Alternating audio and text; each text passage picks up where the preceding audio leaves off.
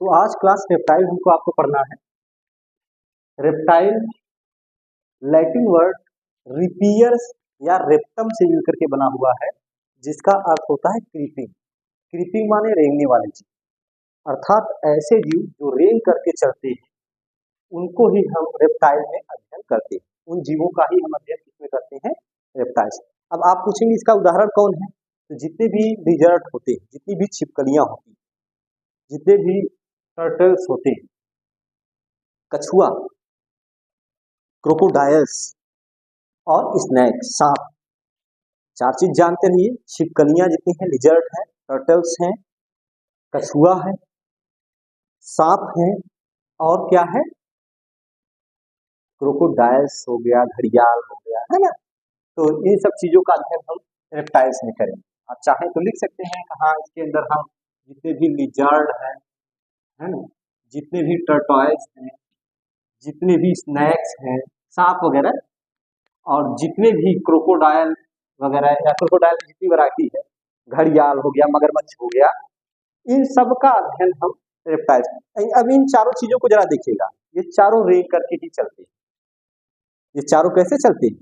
रेंग करके ही चलते हैं। तो क्लास रेप्टाइल्स पढ़ना है, पहले तो ये जानिए लैटिन से बना है कि ग्रीक से बना है।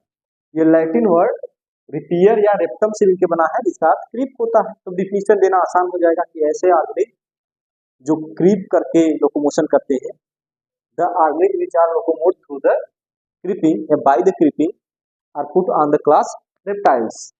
उसको हम किस में रखेंगे? रेप्टाइल्स में रखेंगे।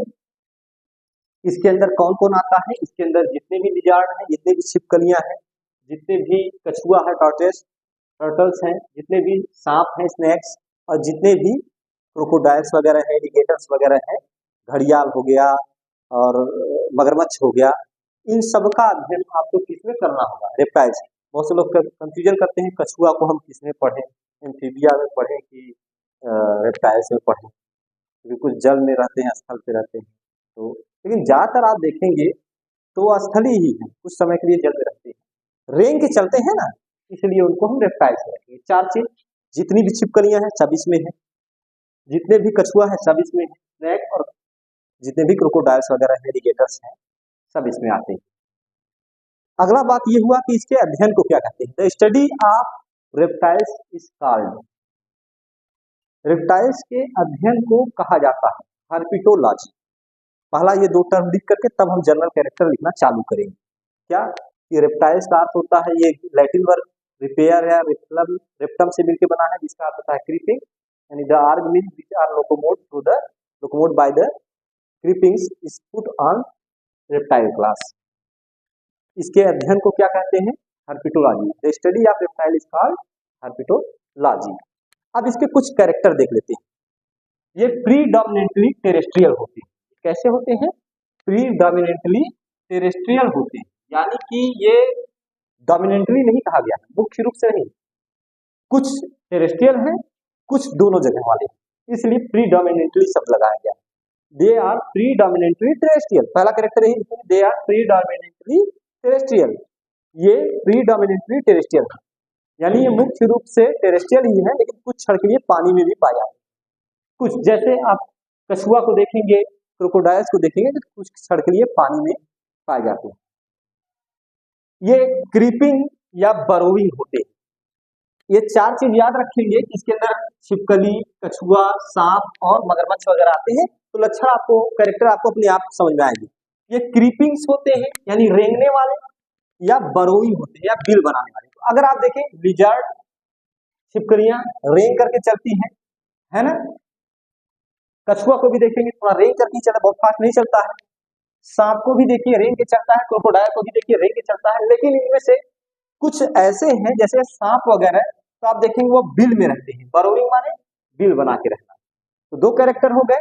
पहला तो किससे मिलकर बना है? रिपेयर या रेप्टम से, माने क्रीपिंग। इसके स्टडी को हर्पिटोलॉजी कहते हैं। कौन कौन आता है? लिजर्ड, टर्टॉइल, स्नेक और क्रोकोडाइल्स वगैरह आते हैं। प्रीडोमिनेंटली, डोमिनेंटली नहीं, प्रीडोमिनेंटली टेरेस्ट्रियल होते हैं, मुख्य रूप से स्थलीय होते हैं, कुछ क्षण के लिए पानी में भी पाए जा सकते हैं। अगला क्रीपिंग या बरोइंग होता है।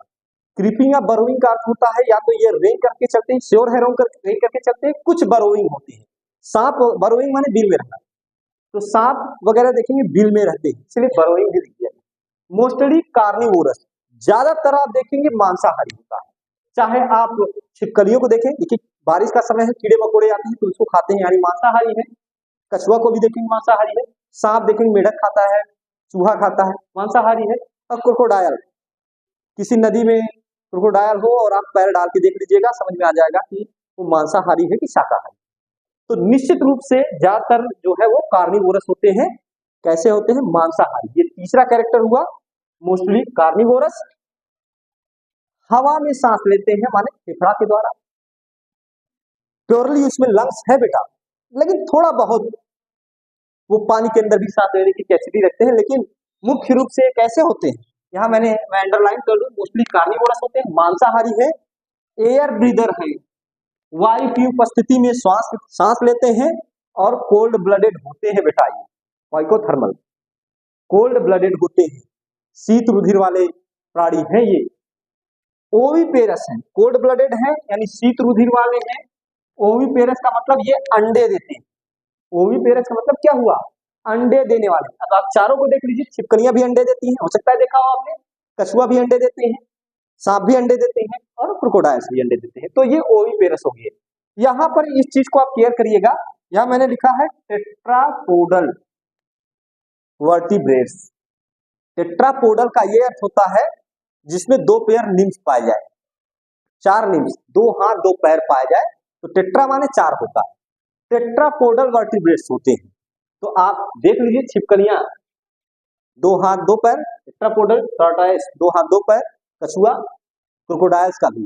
सांप को आप कहेंगे नहीं है भाई ये आपने कैसे लिख दिया, तो देखिए जब आप लैमार्किज्म पढ़ेंगे जिसमें आपको बताया गया था use and disuse of organ, अंग का कम या अधिक प्रयोग करना, तो वहां ये बताया गया था कि जीव जिस अंग का प्रयोग ज्यादा करता है वह ज्यादा सक्रिय, जिस अंग का प्रयोग कम करता है वह कम सक्रिय। जैसे आपके दोनों हाथ ही, आप दाहिने हाथ, दोनों हाथ सिमिलर है, आप दाहिने हाथ से ज्यादा काम करते हैं, बाएं हाथ से कम काम करते हैं, तो आप देखेंगे आपका दाहिना हाथ ज्यादा सक्रिय होगा इन कंपेरिजन टू लेफ्ट हाथ। तो हुआ क्या कि ये जो सांप वगैरह थे इनके ये भी टेट्रापोडल ही थे, इनमें भी 2 हाथ 2 पैर पाए जाते थे, लेकिन जब कोई शिकारी इनको दौड़ाता था, किसी मुसीबत में पड़ते थे, बिल में घुसने लगते थे, तो इनके ये जो शरीर तो घुस जाता था, लेकिन हाथ पैर बिल में घुसने में बचा देते थे इनको, जिस कारण से मारे जाने लगे। इन्होंने क्या काम किया कि अपने हाथ और पैर को धीरे धीरे यूज करना बंद कर दिया और रेंग करके चलने की आदत डाली। तो धीरे धीरे कम यूज के कारण से इनके हाथ और पैर विलुप्त हो गए, लेकिन आज भी इनमें पेक्टोरल गर्डिन और पेल्विक गर्डिन, अंश मेखला और श्रोणि मेखला। अंश मेखला माने जहां से आपके हाथ की हड्डी जुड़ी हुई है, ये अंश मेखला, अंश मेखला, और ये श्रोणि मेखला है जहां आपसे आपके पैर की हड्डी जुड़ी। आप सांप को मार करके पलट के देखिएगा तो उसमें अंश मेखला और श्रोणि मेखला के अवशेष मिलते हैं, जो इस बात को सिद्ध करते हैं कि अंश मेखला पाया जा रहा है, पेल्विक गर्डिन, पेक्टोरल गर्डिन पाया जा रहा है। इसका मतलब इस अंश मेखला से हाथ जुड़ा होगा और श्रोणि मेखला से पैर जुड़ा होगा, लेकिन इन्होंने यूज करना बंद कर दिया, इस कारण से ये समाप्त हो गया। नहीं तो आप इस पे एक्सेप्शन उठाएंगे कि आप टेट्रापोडल कैसे लिखवा रहे हैं, इसमें 2 हाथ 2 पैर तो है नहीं, 4 चलने वाले अंग तो है नहीं कि टेट्रापोडल हम कह दें। सांप आप उसका उदाहरण ले सकते हैं, तो मैंने बताया सांप में भी था, लेकिन अब विलुप्त हो गया है। आज भी सांप में अंश मेखला, श्रोणि मेखला, पेक्टोरल, पेल्विक गर्डिन मिलती है, जिसमें हाथ और पैर की अस्थियां जाकर के जुड़ती थी। तो मिलने का मतलब ये हुआ कि इनमें कभी न कभी हाथ और पैर पाया जाता था, लेकिन बाद में कम यूज के कारण से वो विलुप्त हो गया। तो ये आपका 7 कैरेक्टर हो गया। 8वां पे लिखेंगे, इसकी बॉडी आप देखिए किसी का भी, छिपकली का, कछुआ का, सांप का या क्रोकोडाइल का, तो 4 भाग में डिवाइड मिलेगा। कौन कौन सा? हेड मिलेगा, सिर मिलेगा, गर्दन मिलेगी, ट्रंक मिलेगा और टेल मिलेगा। इसकी बॉडी कितनी पार्ट में डिवाइड मिलेगी आपको? 4 पार्ट में डिवाइड मिलेगी। लिम्ब 2 पेयर होते हैं एक्सेप्ट स्नैक्स। अभी तो स्नैक्स में है नहीं, जैसे आप में एक जोड़ा हाथ एक जोड़ा पैर, इसमें भी लिम्स कितने होते हैं? 2 पेयर। इसके आगे लिखा है पेंटाडक्टाइल्स। जितने भी लिम्स है, जैसे आपके ही हाथ है, ये देखिए पेंटाडक्टाइल्स है, 5 उंगलियां निकली, 5 उंगलियां निकली, पेंटा माने 5, ऐसे पैर में भी 5 तो निकली रही, इसको पेंटाडक्टाइल बोला जाता है। तो लिम्स जो होते हैं 2 पेयर होते हैं, एक पेयर हाथ एक पेयर पैर, इसके भी लिम्स 2 पेयर होते हैं। छिपकली का ही देख लीजिए 2 पेयर लिम्स है और सब पेंटाडक्टाइल है, उसका भी देखिएगा ऐसे 5 तो उंगली होगा ऊपर और 5 तो पेंटाडक्टाइल माने यही। जबड़े पे आ जाइए, जा प्रेजेंट, जबड़ा उपस्थित है, नाइथोस्टोमेटा में जाएगा ना, जबड़ा उपस्थित है। इस जबड़े में हॉर्नी टीथ पाया जाता है, हॉर्नी और कोनिकल टीथ पाया जाता है, इसमें जबड़ा उपस्थित होता है और जबड़े के अंदर कैसा तिकोना दांत पाया जाता है। सांप को देखेंगे काटते समय उस दांत का प्रयोग भी करता है। सब में दांत होते हैं, चाहे छिपकली देख ले, चाहे टॉर्टोइस देख ले, चाहे स्नेक देख ले, चाहे क्रोकोडाइल। मैं आपको यहाँ एक अद्भुत चीज बताता हूँ, ये जो कछुआ होता है, इस कछुआ का जो टीथ होता है वो बीक में कन्वर्ट हो जाता है, वो कुछ कुछ चोंच में कन्वर्ट हो जाता है, इसलिए कछुआ का अग्रभाग छुएंगे कड़ा रहेगा। तो बहुत इंपॉर्टेंट चीज है, आपसे पूछ लिया जाता है कि कछुए का दांत क्या हुआ, तो आप बताएंगे कि उसका दांत हॉर्नी बीक में नुकीले कड़े चोंच में कन्वर्ट हो गया है। तो छुइएगा आगे माउथ के आगे, अब पक्षी की तरह उतना बड़ा नहीं होता लेकिन कड़ा होता है, नुकीले चोंच में कन्वर्ट हो जाता है। तो बड़ा इंपॉर्टेंट चीज, इसमें दांत पाए जाते हैं, कोनिकल होते हैं, लेकिन कछुआ का जो दांत होता है वो कुछ कुछ चोंच में कन्वर्ट हो जाता है। एलिमेंट्री कैनाल की हम बात कर दें, आहार नाल की बात करें तो कंप्लीट होता है और क्लोकल एपरेटस है। क्लोकल एपरेटस का मतलब आप जानते होंगे कि जहां इसका एनस होता है वहीं से इसका रिप्रोडक्टिव ऑर्गन भी निकलेगा, मेल का क्लोकल एपरेटस है, यानी जहां इसका एलिमेंट्री कैनाल खत्म है एनस, लेकिन उसी एनस में से ही क्या निकला हुआ है, इसका रिप्रोडक्टिव ऑर्गन निकला हुआ है, इसको हम आप लोग क्लोकल एपरेटस बोलते हैं। तो ये भी इंपॉर्टेंट हो गया। एलिमेंट्री कैनाल कंप्लीट बहुत जरूरी है, ये तो आप जानते हैं कि इसमें एलिमेंट्री कैनाल कंप्लीट है, माउथ से एनस तक पाया जाता है, लेकिन मेल में क्लोकल एपरेटस होता है। हार्ट पे आइए, ये भी इंपॉर्टेंट कैरेक्टर। हार्ट में 3 चैम्बर होते हैं। हार्ट में कितने चैम्बर, यहाँ मैं आपको बना करके कोशिश कर रहा हूं बताने की। हार्ट में आप देखेंगे एक आलिंद, एक एट्रियम और 2 ठो वेंट्रिकल होते हैं, 2 ठो निलय होती है, तो 3 चैम्बर हो गया।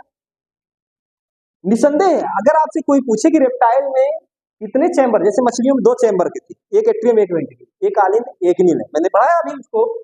रेप्टाइल्स में आप देखेंगे 3 चैम्बर होते हैं, एक आलिंद और 2 निलय, एक एट्रियम और 2 वेंट्रिकल, तो 3 हो गया। लेकिन उसमें भी जो क्रोकोडाइल होता है उसमें 4 चैम्बर पाया जाता है। आपसे ये क्वेश्चन पूछा जाता है किस रेप्टाइल में हार्ट 4 चैम्बर का होता है, तो रेप्टाइल में श्योर है 3 चैम्बर होते हैं, एक एट्रियम 2 वेंट्रिकल। लेकिन आप देखेंगे यहां मैंने लिखा है कि क्रोकोडाइल में कैसा होता है, 4 चैम्बर हो जाता है, क्रोकोडाइल में ये 4 चैम्बर हो जाता है। एक चीज और, इसका आरबीसीएस अगर आप देखें तो ओवल होता है और न्यूक्लिएटेड होता है। न्यूक्लिएटेड माने इसमें केंद्रक पाए जाते हैं। आपका जब आरबीसीएस रेड ब्लड कार्पसेल्स जो होता है, जो मेच्योर होता है तो उसका न्यूक्लियस समाप्त हो जाता है, लेकिन इसके आरबीसीएस में न्यूक्लिएटेड है, केंद्रक पाए जाते हैं। तो बहुत इंपॉर्टेंट ये भी हो गया। रेस्पायरेशन आंख बंद करके जाना है कि श्वसन इसमें फेफड़े के ही द्वारा होता है, एक्सक्रीशन किडनी के द्वारा होता है, लेकिन इसकी किडनी मीजोनेफ्रिक टाइप की है। कैसी है, मीजोनेफ्रिक। और एक अद्भुत चीज ये भी आपसे कंपटीशन पूछता है कि ये किस नेचर का है, ये यूरिकोटिलिक नेचर का है, यानी ये किसका एक्सक्रीशन करता है, यूरिक एसिड का। यूरिक एसिड का, जो यूरिक एसिड का एक्सक्रीशन करे वो यूरिकोटिलिक। जैसे आप यूरिया का उत्सर्जन करते हैं तो यूरियोटिलिक हो गए, है ना। और ज्यादातर जो जली जीव होते हैं अमोनिया का उत्सर्जन करते हैं तो अमोनोटिलिक बोलते हैं। ये यूरिक एसिड का एक्सक्रीशन करता है, ये यूरिक एसिड का उत्सर्जन करता है, इसलिए इसको यूरिकोटिलिक कहेंगे। क्रैनियल नर्व इसमें कितने होते हैं, खोपड़ी में कितने नर्व पाए जाते हैं, 12 पेयर, 12 जोड़ा। सेक्सेस सेपरेट होते हैं, 12 पेयर याद रखिएगा। ये पूछा जाता है कितने पेयर क्रैनियल नर्व पाए जाते हैं, तो 12 जोड़ा, खोपड़ी में 12 जोड़ा क्रैनियल नर्व होते हैं। सेक्सेस सेपरेट का मतलब ये हुआ कि नर अलग मादा अलग। छिपकली में देखिए नर छिपकली अलग, मादा छिपकली अलग। सांप में देखेंगे नर अलग मादा अलग, पिक्चर भी बनी हुई है नागिन का पुराना वाला, लेकिन उसमें मत जाइएगा कि हाँ नागमणि मोनिका, इस तरह चीजें भ्रांतियां हैं। मैं उसको पढ़ाते समय भी इसका पूरा डिटेल्स पढ़ाना है, जब पढ़ाऊंगा तो हमें बताऊंगा इस तरह की चीजें कुछ है नहीं, ये खाली और खाली मिथ है, कोई इसमें सच्चाई नहीं है। सांप वगैरह में कभी भी नागमणि वगैरह नहीं होता, या 100 साल होने पर वो कभी भी अपना रूप नहीं बदलते हैं। पिक्चरों में दिखाया जाता है ना कि अरे 100 साल के हो गए, अब जो है वो अपना रूप बदलने मानव का रूप ले लेते हैं। ये खाली भौकाल है, कुछ है नहीं। या नागमणि निकालता है, ये खाली आपकी सोच है, इसमें जरा भी सच्चाई नहीं है। फिलहाल क्रेनियल नर्व 12 पेयर होते हैं, सेक्सेस सेपरेट होते हैं, यानी नर अलग मादा अलग होते हैं। फर्टिलाइजेशन इंटरनल होता है, निषेचन आंतरिक होता है, बाह्य निषेचन नहीं होता है, तो फर्टिलाइजेशन इंटरनल होता है। इसका एक जो होता है न्यूरोब्लास्टिक याकी एग होता है, याक पाए जाते हैं तभी तो ये अंडे देते हैं, याक पाए जाते हैं। एक न्यूरोब्लास्टिक लेदरी सेल के द्वारा घिरे होते हैं। इसका जो कवच होता है वह लेदरी होता है, जल्दी टूटता नहीं। कहने का मतलब ये कड़ा थोड़ा सा होता है, स्ट्रेचेबल भी हल्का सा होता है। तो इसका जो एक होता है वो लेदरी सेल के द्वारा, यहाँ मैं अंडरलाइन कर दे रहा हूँ, घिरा होता है। डायरेक्ट डेवलपमेंट पाया जाता है। डायरेक्ट डेवलपमेंट का मतलब इसमें कोई लार्वल स्टेज नहीं, जैसा बच्चा है बच्चे में मेटामॉर्फोसिस नहीं होगा। कोई बड़ा होकर के सांप है तो सांप बना, छिपकली छोटी से बड़ी हुई अपने माता पिता जैसा ही बनाएगी, तो मेटामॉर्फोसिस नहीं है। इसलिए डायरेक्ट डेवलपमेंट अगर लार्वल स्टेज पाया जाता तो इनडायरेक्ट डेवलपमेंट कह देती है। और इसमें पेरेंटल केयर एब्सेंट होता है। अंडे दे दी, बच्चे निकले अपना मौज कर रहे हैं, ये थोड़ी कि अपने बच्चों को जाकर के केयर करेगी। पेरेंटल केयर इसमें क्या होता है, एब्सेंट। एक बार जल्दी जल्दी हम लोग अध्ययन कर लेते हैं कि रेप्टाइल जो होता है रिपेयर या रेप्टम नामक लैटिन वर्ड से मिलकर बना है, जिसका क्रीपिंग होता है। इसके स्टडी को हर्पिटोलॉजी कहते हैं। इसमें लिजर्ड, टर्टल्स, स्नैक्स और क्रोकोडाइल्स आते हैं। प्रीडोमिनेंटली टेरेस्ट्रियल होते हैं, क्योंकि थोड़े समय के लिए पानी में भी पाए जाते हैं। क्रीपिंग या बरोइंग होते हैं, रेंग करके चलते हैं, कुछ बिल में भी पाए जाते हैं, सांप वगैरह। मोस्टली कार्निवोरस होते हैं, मांसाहारी होते हैं, एयर ब्रीदर होते हैं, हवा में ही सांस लेते हैं, कोल्ड ब्लडेड होते हैं, शीत रुधिर वाले होते हैं, ओविपेरस होते हैं, सब के सब अंडे देते हैं। टेट्रापोडल वर्टिब्रेट्स होते हैं, यानी 2 पेयर लिम्स पाए जाते हैं। सांप का मैंने बता दिया किस तरीके से इसमें पहले पाया जाता था, बाद में विलुप्त हो गया। बॉडी 4 पार्ट में डिवाइड, हेड, नेक, ट्रंक और टेल। लिम्स 2 पेयर, हाथ पैर, और पेंटाडक्टाइल होते हैं, 5-5 उंगलियां पाई जाती है। एलिमेंट्री कैनाल कंप्लीट होता है, मेन में कोरकल एपरेटस पाया जाता है, यानी एरस के पास ही इसका रिप्रोडक्टिव ऑर्गन रहता है। हार्ट 3 चैम्बर होता है, एक एट्रियम, 2 वेंट्रिकल, लेकिन क्रोकोडाइल में 4 चैम्बर होता है। इसका आर्बिशियस ओवल और न्यूक्लिएटेड होता है, केंद्रक युक्त होता है। रेस्पायरेशन फेफड़े के द्वारा, निसंदेह फेफड़े के द्वारा है। एक्सक्रीशन मीजोनेफ्रिक किडनी के द्वारा होता है। यूरिकोटिनिक होता है, यानी यूरिक एसिड का एक्सक्रीशन करता है। क्रेनियल नर्व प्रेजेंट होता है, 12 पेयर। सेक्सेस सेपरेट होते हैं, यानी नर अलग मादा अलग। फर्टिलाइजेशन इंटरनल होता है, आंतरिक होता है। एक मीरोब्लास्टिक याकी एग होता है, ढेर सारे याक पाए जाते हैं तभी ये अंडे देते हैं, और लेदरी सेल के द्वारा घिरे होते हैं। डायरेक्ट डेवलपमेंट होता है, कोई लार्वल स्टेज नहीं पाया जाता, पेरेंटल केयर एब्सेंट होता है। आप चाहें तो आप इसका स्क्रीनशॉट वगैरह लेकर के आप इसको लिख सकते हैं।